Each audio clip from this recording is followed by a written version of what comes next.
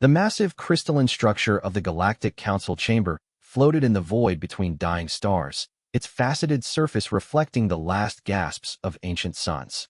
Within its halls, representatives from 300 civilizations had gathered for what many believed would be the most important vote in galactic history. The air itself seemed to hum with tension as delegates whispered in dozens of languages, their various forms creating a bizarre tapestry of evolved life. Ambassador Kareth of the Zephyrian Empire adjusted his ceremonial robes, the bioluminescent threads pulsing with his nervous energy. His species had dominated this sector of the galaxy for over 50,000 years, yet today he felt smaller than a grain of cosmic dust. The subject of today's emergency session was a species that had only discovered faster-than-light travel 3 decades ago, humanity. "The evidence is overwhelming," declared High Magistrate Vex High, her 4 arms spreading wide as holographic displays materialized around the chamber. Images of devastated worlds flickered in the air, planets stripped of resources, ecosystems collapsed, entire civilizations reduced to ash and memory. In the 32 years since first contact, these humans have expanded their territory by over 400%. They consume resources at rates that defy all known mathematical models. A collective shudder ran through the assembly as more data streamed across their neural interfaces. Population growth curves that resembled exponential explosions. Industrial output that had multiplied tenfold in a single generation. Military expansion that made even the most warlike species uncomfortable. "They reproduce like a plague," hissed Senator Thixel, his serpentine form coiling around his floating platform. "My homeworld of Kepler, 442b had a stable population of 2 billion for 10 millennia. These humans went from 1 billion to 8 billion in the span of 2 centuries, then to 20 billion in just 50 more years after achieving space flight." The chamber erupted in concerned chatter. The Methelian delegates' gas form shimmered with agitation. "Our xenobiologists estimate they could populate every habitable world in the galaxy within 500 years at their current reproduction rate. They are an existential threat to every other form of life." Ambassador Kareth found himself nodding reluctantly. The Zephyrians prided themselves on long-term thinking, planning in cycles of millennia rather than mere centuries. But humanity's rapid expansion defied all conventional wisdom. They didn't terraform worlds, they simply adapted them to suit their needs, often at the expense of existing ecosystems. "What of their diplomatic overtures?" asked Councillor Melterra of the Peaceful Aldrin Collective. Her crystalline form chimed softly as she spoke. "Surely we can negotiate some form of population control treaty." High Magistrate Vex High's expression darkened. "We have tried. Oh, how we have tried. 7 different accords have been signed, each promising to limit their expansion. Each one broken within a solar cycle. They claim it's impossible to control their population growth, that it goes against their fundamental nature. They speak of something they call manifest destiny, a belief that they are meant to inherit the stars." The holographic displays shifted, showing footage from the recent Proxima incident. Human colonists had arrived at a world already inhabited by the peaceful glimmerwing species, butterfly-like beings who had lived in harmony with their planet for eons. Despite clear territorial markers and established communication protocols, the humans had simply moved in. They built their cities alongside the glimmerwing forests, then gradually expanded until the native species was pushed to small reservations. "They don't even see it as conquest," continued Vex High, her voice heavy with disbelief. "They genuinely believe they're improving the worlds they touch. They call it development and progress. They terraformed the glimmerwing homeworld's atmosphere to better suit human physiology, nearly driving the native species extinct in the process." Senator Thixel's eyes blazed with righteous fury. "And when we protested, when we demanded they restore the original atmosphere, they offered to relocate the glimmerwings to what they called protected habitats on other worlds, as if an entire civilization could be simply transplanted like one of their agricultural crops." The chamber fell silent as delegates absorbed the implications. This wasn't malicious conquest in the traditional sense. It was something far more terrifying. It was indifference combined with unstoppable momentum. Ambassador Kareth accessed his personal files, reviewing the intelligence reports his own analysts had compiled. The humans had a saying: "Nature abhors a vacuum." They seemed to view any unoccupied space, any underutilized resource, as an invitation. Their economic models were built on perpetual growth, their social structures rewarded expansion, and their very psychology seemed wired for conquest. I've reviewed their literature, said Dr. Zinthara, the council's chief xenopsychologist. Her multiple eyes focused on different sections of the assembly as she spoke. They have a concept called carrying capacity, the maximum population an environment can sustain. But, rather than accepting these limits, they view them as problems to be solved through technology and expansion. They don't adapt to their environment. They reshape it to suit their needs. More disturbing footage played across the holoscreens. Human terraforming equipment stripping away the pink-tinged atmosphere of a methane-breathing species world, replacing it with an oxygen-nitrogen mix. Massive strip mining operations on asteroid belts that had been sacred to crystalline beings who drew energy from the cosmic radiation those rocks filtered. Orbital platforms pumping heat into gas giant atmospheres to make them more comfortable for human habitation, disrupting weather patterns that floating cities had depended on for millennia. The mathematical projections are irrefutable, declared the Council's chief statistician, a collective intelligence known as the probability cascade. Its synthesized voice carried the weight of absolute certainty. If current trends continue, humanity will occupy or significantly alter 63% of habitable systems within the next millennium.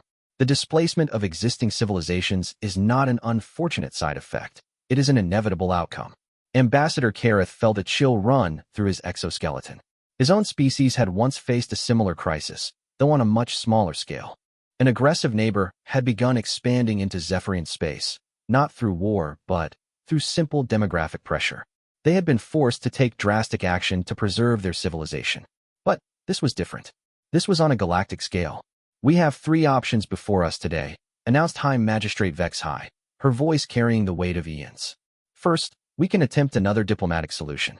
We can try to negotiate stricter controls, perhaps even offer technological assistance to help them develop sustainable practices.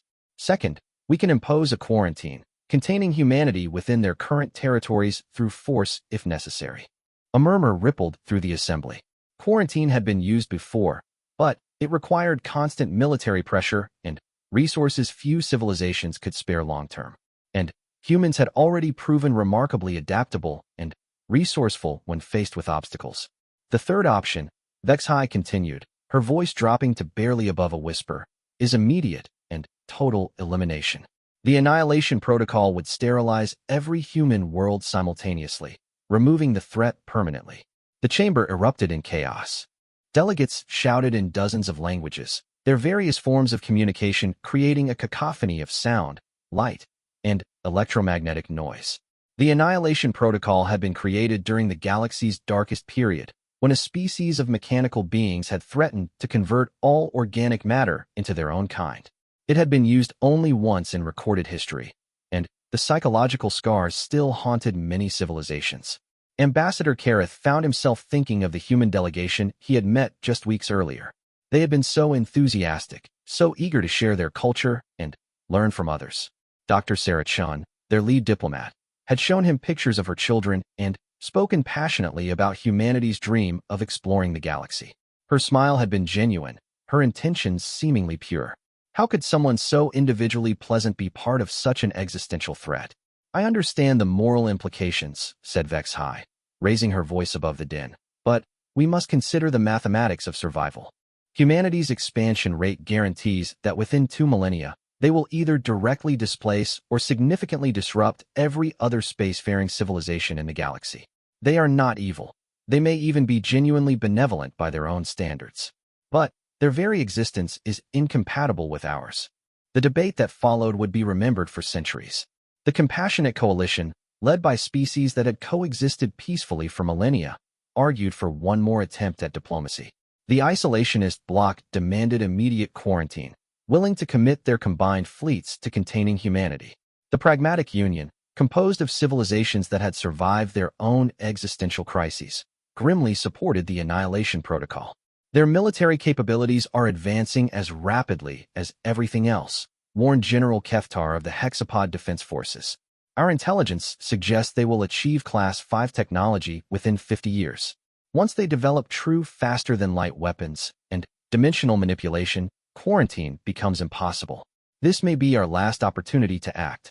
The holographic displays showed humanity's technological progression, from chemical rockets to fusion drives in less than a century. from radio waves to quantum communication in 80 years, from gunpowder to planet-cracking explosives in 3 centuries. Their rate of innovation was unlike anything the galaxy had ever seen. They learned too quickly, admitted Dr. Zenthara reluctantly.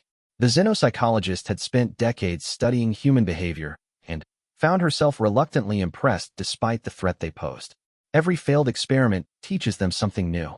Every crisis spurs another breakthrough. They don't accept limitations, they engineer solutions. It's remarkable and terrifying in equal measure. Senator Thixel coiled himself tighter around his platform. My analysts have run the simulations. Even with quarantine, they will likely break free within 200 years. Their curiosity is too great, their ingenuity too profound. They will find ways around any barrier we construct. The debate continued for hours, each delegate weighing the moral cost of genocide against the mathematical certainty of displacement. Some species that had faced extinction themselves spoke passionately about the right to exist. Others, who had witnessed civilizations collapse under demographic pressure, argued for pragmatic prevention. Ambassador Kareth listened to it all, his mind racing through possibilities. The Zephyrian Empire had survived for 50 millennia by making hard choices, by thinking in the long term rather than the immediate. But this decision felt different. This was about choosing which branch of evolution would inherit the galaxy. The humans themselves speak of something called the Great Filter, observed Dr. Zenthara during a brief recess. They theorize that there exists some barrier that prevents most intelligent life from reaching galactic civilization. Perhaps we are looking at it. Perhaps the filter isn't a natural phenomenon, but a necessary choice. The words hung in the recycled air like a curse. The Great Filter, the idea that something prevented most species from achieving interstellar dominance. Was it disease? War? Resource depletion? Or was it this moment, this terrible calculation where existing civilizations decided whether a newcomer could be allowed to join the galactic community? As the debate resumed, Ambassador Kareth found himself studying the final piece of evidence, a projection of the galaxy 5,000 years in the future. In one timeline, where humanity was allowed to continue expanding, the map showed a sea of blue markers representing human colonies, with tiny isolated pockets where other species managed to survive in increasingly marginal territories. In the alternative timeline, where the Annihilation Protocol was enacted, the galaxy remained a diverse tapestry of countless civilizations, each contributing their unique perspective to the cosmic symphony. The choice, when viewed from this perspective, seemed coldly mathematical. Preserve the many, or allow the few to dominate. Save diversity, or permit homogenization.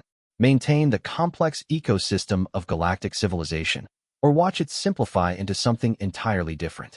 High Magistrate Vexhai called for the final vote as the chamber's artificial day cycle reached its zenith. The massive holographic display showed every delegate's platform, waiting for their decision. Green for diplomatic intervention, yellow for quarantine, red for annihilation.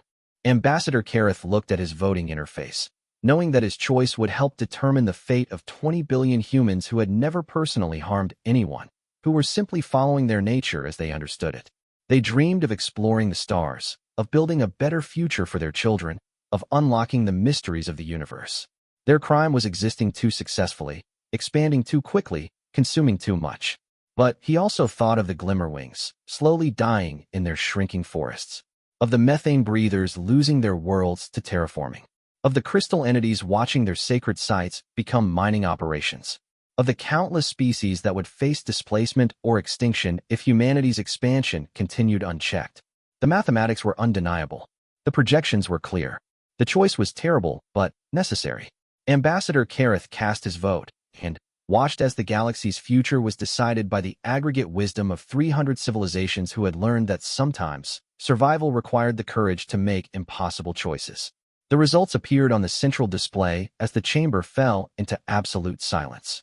The numbers told their own story, marking the moment when the Galactic Council decided that humanity's chapter in the cosmic story would be written in past tense.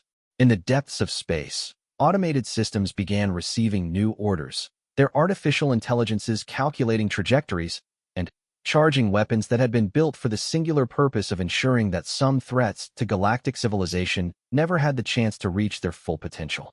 The vote had been cast. The protocol was active.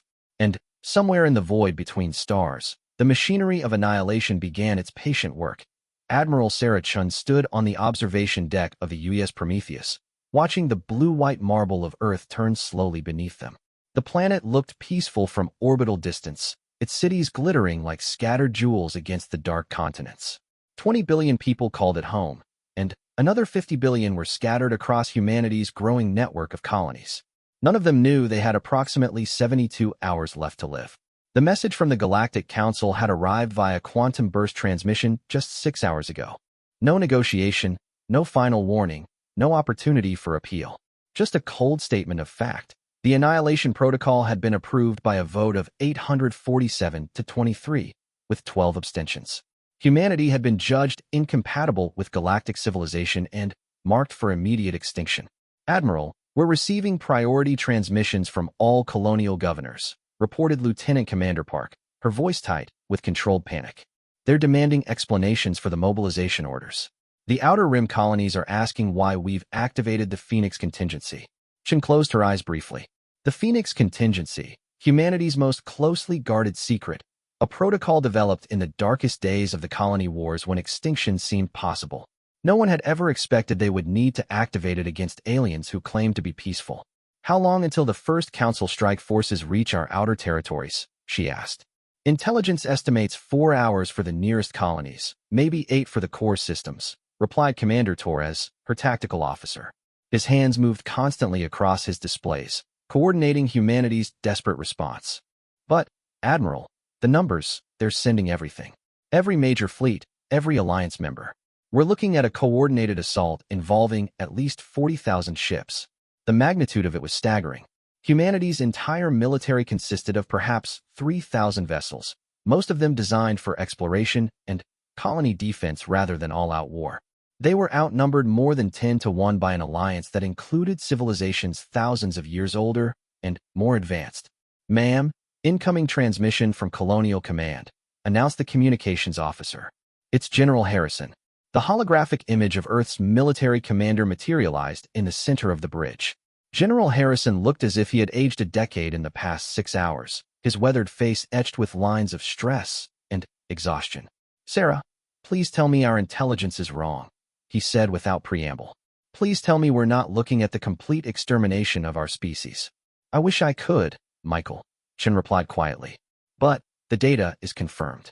Multiple sources, full verification. They're not coming to negotiate or relocate us. They're coming to finish us entirely. The general's shoulders sagged slightly. I've been reviewing the alien diplomatic records. Did you know they never intended to let us survive long-term? The peace treaties, the trade agreements, the cultural exchanges, it was all a facade while they studied us and decided our fate. Shin nodded grimly. She had spent the last several hours reviewing the same files, looking for any clue they might have missed. The signs had been there in retrospect. The subtle constraints on human expansion, the encouragement to focus on internal development rather than new colonies, the gentle suggestions that humanity might benefit from adopting the more sustainable practices of older civilizations. They've been planning this for decades, she said. Every diplomatic contact was intelligence gathering. Every cultural exchange was reconnaissance. They wanted to understand our capabilities, our psychology, our weaknesses before they made their final move. And they underestimated us, added Dr. Marcus Webb, humanity's chief xenobiologist, his image flickering into the shared holographic space. They think they understand human nature because they've observed us for 30 years. But they're about to learn that humans under existential threat are very different from humans at peace. Commander Torres looked up from his tactical displays. Admiral, the Phoenix systems are fully online. All colonies have confirmed receipt of activation codes. We have approximately 6 hours before the outer perimeter engagements begin. The Phoenix Contingency was humanity's ultimate insurance policy, developed by paranoid military planners who had studied every historical example of civilizational collapse. It assumed that someday humanity might face a threat so overwhelming that conventional military resistance would be impossible. The only hope would be to ensure that defeating humanity came at such a terrible cost that any enemy would regret their decision to attack. Dr. Webb, what's the status on the biological components? Shin asked. The xenobiologist's expression was grim. The viral packages are ready for deployment. We've modified them based on the biological samples we collected during 30 years of diplomatic contact. Each species that provided friendship samples to our ambassadors inadvertently gave us the keys to their genetic destruction. It was a dark irony that humanity's openness and curiosity had provided them with the tools for galactic genocide. Human scientists had eagerly studied alien biology, ostensibly to better understand their new neighbors. In reality, those studies had created a comprehensive database of alien vulnerabilities. The fungal spores are particularly effective against crystalline species, Webb continued. They break down the silicon-carbon bonds that form their exoskeletal structures. The nanoplague we developed for gaseous species will disrupt their molecular cohesion. And the neural virus for carbon-based species, well, it's designed to be absolutely agonizing before it's fatal. General Harrison's image shifted slightly as he accessed his own tactical displays. Our manufacturing centers have been producing these weapons around the clock for the past decade. Every colony, every space station, every major ship has stores of them. But, Sarah, are we really going to do this? Are we really going to attempt the extinction of 300 civilizations? The question hung in the air like a curse. Chen looked around the bridge at her crew, men and women who had dedicated their lives to exploration and peaceful expansion, now tasked with orchestrating the greatest act of genocide in galactic history. They made the choice for us, she said finally. Every simulation shows that passive resistance ends in our complete extinction. Limited resistance might preserve some humans in hiding, but dooms our civilization to a fugitive existence. Only massive retaliation gives us a chance of survival. She activated her personal command interface, calling up the strategic overview that had been the subject of endless wargaming sessions. The plan was simultaneously simple and horrifying in scope. As Council fleets moved to destroy human worlds, automated systems would deploy biological weapons targeting every known alien species. The weapons would spread through their trade networks, their communication systems, their shared facilities. Within weeks, every member of the Galactic Council would face the same extinction they had voted to inflict on humanity. The psychological warfare component is equally important, added Commander Torres.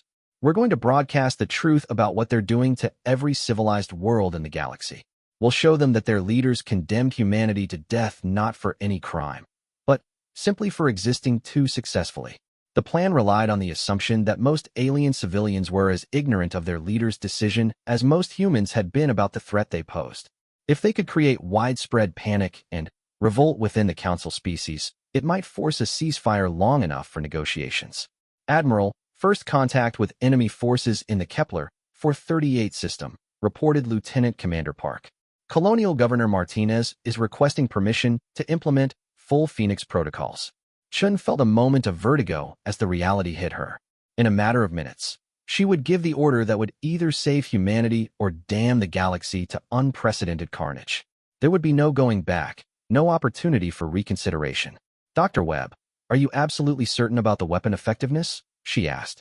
As certain as we can be without field testing, he replied. We've had 30 years to study alien biology, and we've used every opportunity.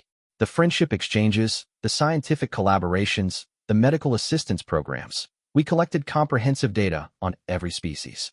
The weapons are specifically designed to be species lethal while being harmless to humans. It was perhaps the darkest achievement in human history, the transformation of peaceful scientific exchange into the foundation for galactic genocide. Every cultural festival where aliens had shared food, every joint research project where they had provided biological samples, every medical emergency where humans had offered assistance had contributed to their arsenal of extinction. General, what's the status on civilian evacuation protocols? Chen asked. Minimal, Harrison replied grimly. We're evacuating critical personnel and genetic samples to the deep space stations, but there's not enough time or ships to save more than a few million people. The majority of humanity is going to face the Council assault with no protection except our promise of vengeance. The mathematics were brutal. Even if the Phoenix contingency succeeded perfectly, humanity would lose at least 90% of its population in the initial assault. The survivors would inherit a galaxy of dead or dying civilizations, alone among the stars with the knowledge of what they had been forced to become. Incoming transmission from alien forces in the Proxima system, announced the communications officer. They're requesting our surrender. Put them on screen, Chen ordered. The image that appeared was of High Magistrate Vexhai, the same alien who had presided over humanity's death sentence. Her forearms moved in what Chun had learned was a gesture of solemn regret. Admiral Chun, Vexhai said, her translator rendering her words in perfectly accented English.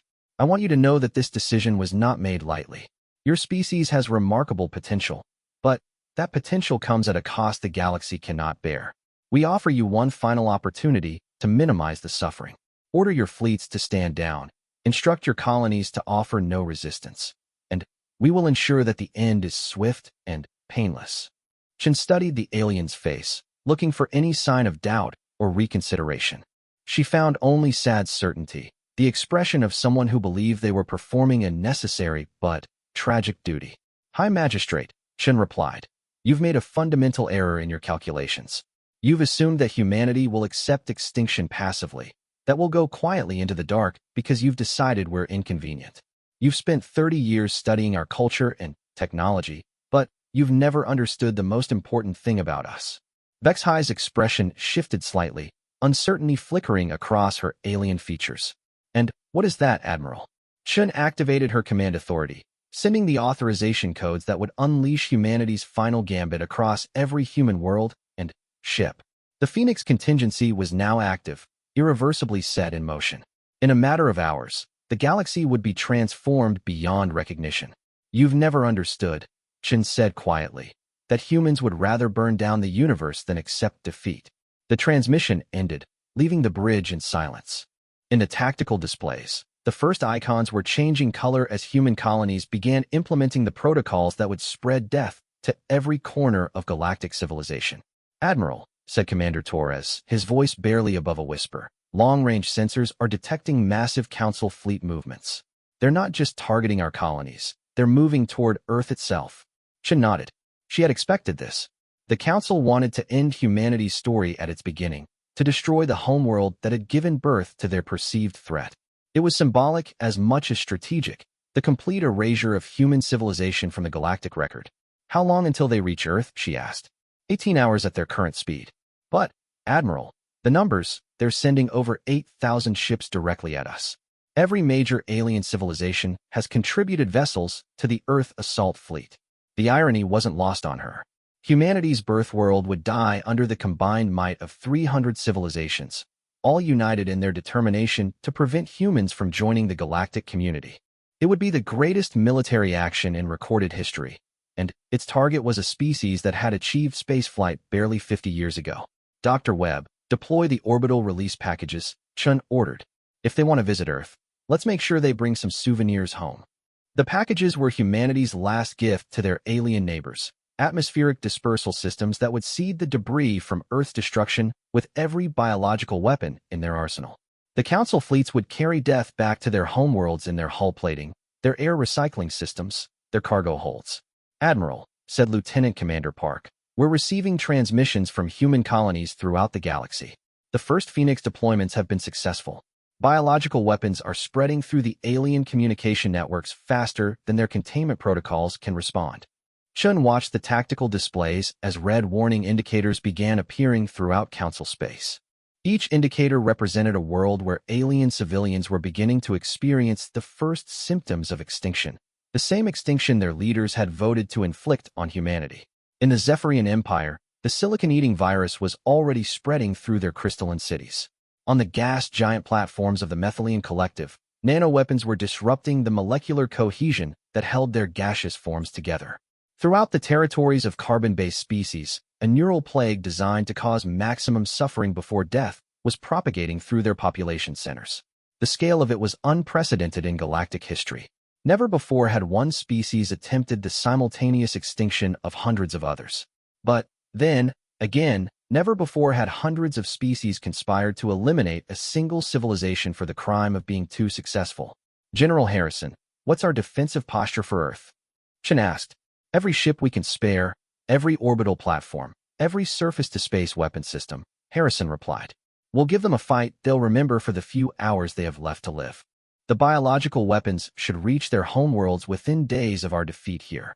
Chen looked out at Earth one final time, memorizing the sight of humanity's birth world in its final hours. Tomorrow, it would be a lifeless rock orbiting a star that had given birth to a species that had chosen to burn down the galaxy rather than accept peaceful extinction. The galaxy had wanted to preserve its diversity by eliminating humanity. Instead, it would become a uniform graveyard, a monument to the mathematics of mutual annihilation. In trying to prevent one species from dominating the stars, 300 civilizations had ensured that no species would survive to inherit them. The Phoenix contingency was no longer a protocol, it was a promise.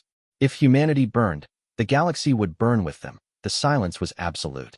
Dr. Elena Vasquez floated in the observation lounge of Deep Space Station Lazarus, staring out at stars that had not heard an artificial signal in 17 years.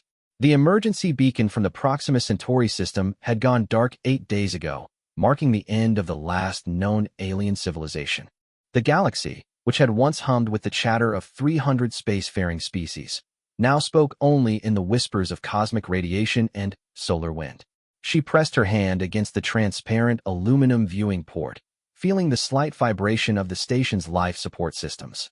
Behind her, the soft conversations of the 93 other souls aboard Lazarus created the only intelligent sound for dozens of light years in any direction. They were among the last humans alive, survivors of a war that had ended not with victory or defeat, but with mutual annihilation. "Dr. Vasquez, you're needed in the council chamber," said a young voice behind her. She turned to see Lieutenant Sarah Kim, one of the few children born after the Phoenix event. At 17, Sarah had never seen an alien face except in historical recordings, never heard a non-human voice, never lived in a universe where humanity shared the galaxy with anyone else. Elena followed the girl through the station's corridors, passing the memorial walls where the names of dead worlds were etched in metal that would outlast any organic remembrance. Earth, Mars, Europa, Titan, Kepler, 438b, Proxima Centauri b, Wolf 359c. The litany of human colonies lost in the first week of the war. Below the human names were others, written in scripts that no living person could read. The homeworlds of civilizations that had voted for humanity's extinction and found themselves extinct instead. The council chamber was humanity's attempt at democracy in microcosm. Representatives from the 7 remaining deep space stations and 3 functioning colony ships met monthly to coordinate the species' survival. Today's session was different, though. Today they would decide whether humanity had a future worth preserving. Dr. Vasquez, acknowledged Captain Marcus Reed, the elected speaker for what remained of human civilization. At 68, he was one of the few who remembered the time before first contact, when humanity had dreamed of joining a galactic community rather than destroying one. "Thank you for joining us. We were just reviewing the latest survey reports." Elena took her seat and activated her personal display, scanning through data that told the story of a galaxy in terminal decline. Of the 300 spacefaring civilizations that had existed before the Phoenix event, none had survived completely intact. The biological weapons designed by humanity's most brilliant minds had proven devastatingly effective, spreading through trade networks and communication relays with ruthless efficiency. The Zephyrian Empire, which had dominated galactic politics for 50,000 years, had lasted 11 days after the first viral dispersal. Their silicon-carbon exoskeletons had simply dissolved, leaving behind crystalline formations that their automated systems mistook for artistic sculptures. The Methylene Collective had fared even worse. Their gaseous forms had lost cohesion so rapidly that many had simply evaporated into component molecules before they understood what was happening to them. "The good news," said Dr. James Walsh, humanity's chief xenobiologist and one of the architects of the Phoenix weapons, "is that we've confirmed the complete extinction of all previously hostile civilizations. The bad news is that we may have been too thorough. Our long-range probes haven't detected any signs of intelligent activity in sectors that once housed billions of sentient beings." The irony was bitter. Humanity had achieved the dream that had driven their expansion across the galaxy. They had inherited the stars. But they had inherited them as a graveyard, a cosmic memorial to the mathematics of mutual annihilation. "What about the automated distress signals we detected from the Andromeda contact array?" asked Commander Lisa Torres, representing the survivors from the Outer Rim stations. Her question carried hope that Elena knew was likely misplaced. Dr. Walsh shook his head. "We investigated. The signals were generated by caretaker systems designed to maintain communication networks. But the beings who created those networks have been dead for over a decade. The machines are still trying to reach masters who will never respond."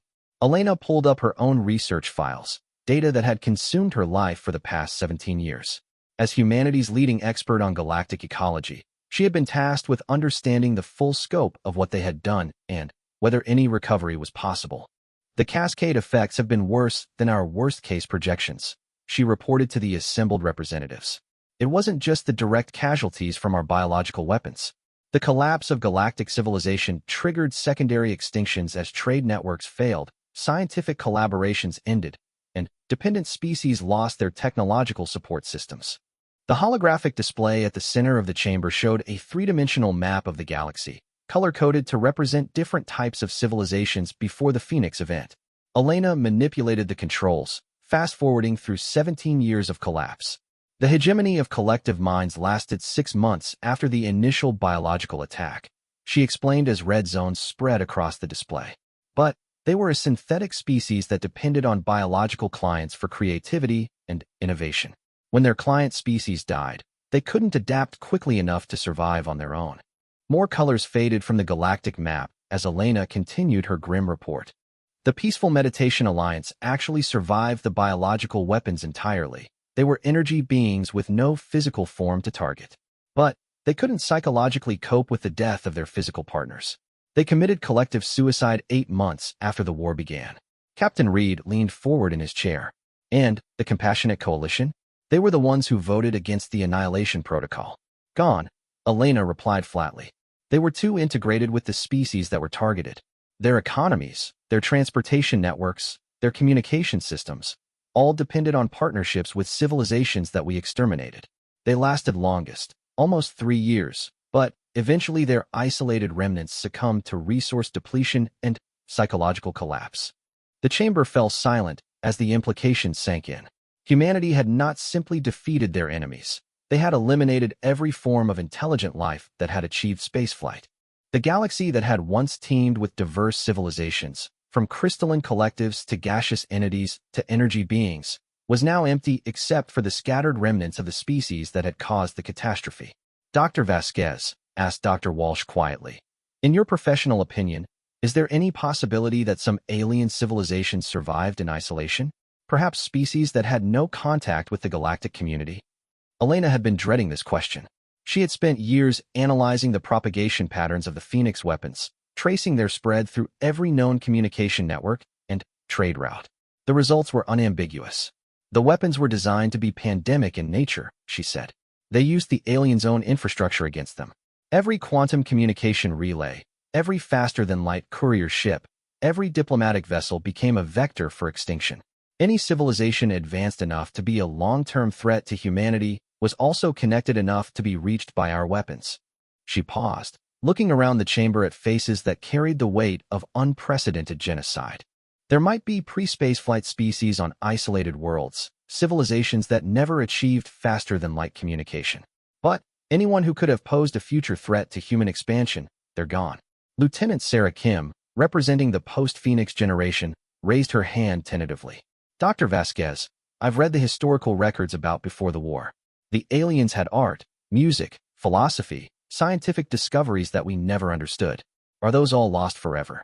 The question hit Elena like a physical blow. In all their planning for survival and vengeance, humanity had given little thought to what they would be destroying beyond enemy military capabilities. The galaxy had once been home to 300 unique approaches to consciousness, 300 different ways of understanding existence. Art forms that no human mind could comprehend, mathematical insights that had taken millennia to develop, philosophical traditions that offered perspectives on reality itself. The Zephyrian crystalline symphonies, Elena said slowly, composed of light patterns that could only be perceived across centuries.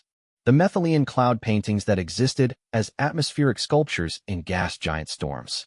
The collective memory palaces of the hegemony, where entire histories were stored as living experiences. The quantum poetry of the energy beings, where meaning existed in probability states until observed.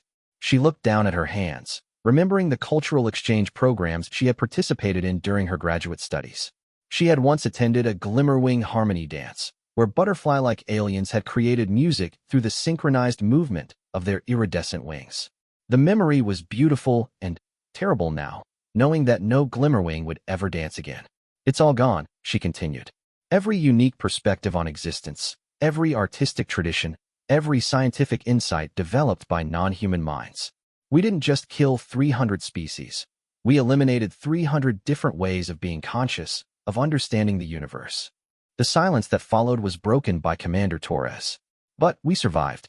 Humanity still exists. Our art, our music, our philosophy continues. Does it? Asked Captain Reed. The question was so quiet that Elena almost missed it. I've read the psychological profiles from all 7 stations. Depression rates are approaching 80%. Suicide attempts have tripled in the past 5 years. Our birth rate has declined every year since the Phoenix event. Dr. Walsh accessed his own files. The children born after the war show patterns we've never seen before. They're intelligent, capable, but they lack curiosity about the galaxy beyond our stations. They don't dream of exploring new worlds or meeting new species. They can't, because they know what happened the last time we encountered something different from ourselves. Elena thought about the young people she had worked with over the years. They approached the universe with a caution that bordered on paranoia, viewing any unknown as a potential threat to be eliminated rather than a mystery to be explored. The human spirit that had driven expansion across the galaxy, that insatiable curiosity and optimism, seemed to have died with the alien civilizations. I've been analyzing the long-term sustainability projections, said Dr. Margaret Chun, the station's chief geneticist. Our population is scattered across too many isolated facilities with too small a gene pool. Even with our genetic diversity protocols, we're looking at serious inbreeding depression within 3 generations. Unless we can establish larger, more connected communities, humanity faces its own extinction within 2 centuries. But that would require leaving these stations, pointed out Torres. It would mean expanding back into the galaxy, establishing new colonies. After what happened, she didn't need to finish the sentence. Everyone understood the psychological barrier. Humanity had expanded across the galaxy once before, and that expansion had led to genocide on an unprecedented scale. The fear of what they might become if they grew too successful again paralyzed any discussion of expansion. There's something else, Elena said, her voice barely above a whisper. Something I haven't reported in the official surveys. She activated a new display, showing data from the deep space monitoring stations that watched for any signs of extraterrestrial intelligence. We've detected patterns in cosmic background radiation that suggest something is watching us. The chamber erupted in concerned whispers. Captain Reed held up his hand for silence. Explain. The patterns are subtle, Elena continued. Variations in quantum field fluctuations that follow mathematical sequences.